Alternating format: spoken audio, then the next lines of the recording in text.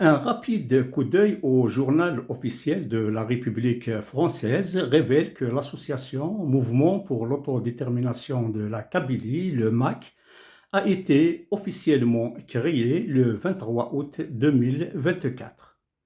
Dans l'énoncé de ses objectifs, il est précisé que cette association vise à représenter légalement en France et à l'international le mouvement homonyme actif en Algérie.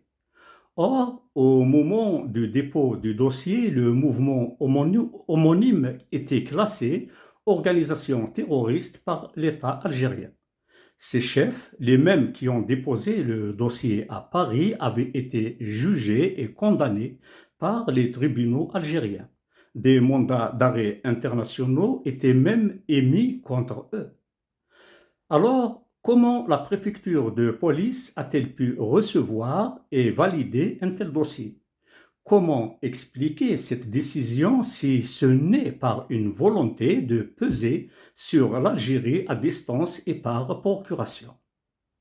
Il faut rappeler que les fondateurs du MAC organisaient déjà depuis des années des manifestations et des rassemblements sous cette bannière, et ce sans aucune légitimité légale sur le sol français.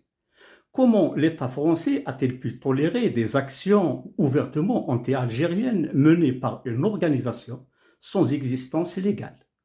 La date de création officielle n'est certainement pas un hasard.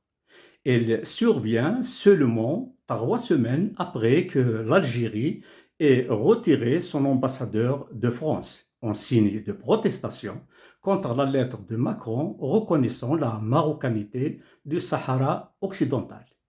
Pourquoi les membres du MAC n'ont-ils jamais déposé de dossier à la préfecture durant toutes ces années? Et pourquoi le faire précisément le 23 août 2024? Tout laisse penser qu'ils ont été approchés par l'État profond français pour officialiser cette démarche. Plus étonnant encore, la préfecture n'a jamais exigé de preuves attestant que le mouvement qu'il prétendait représenter existait réellement en Algérie.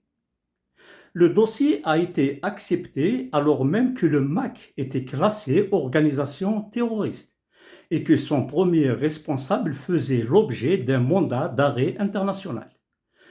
Ces éléments montrent que l'agrément du MAC constitue la première riposte française dans un conflit discret mais stratégique avec l'Algérie.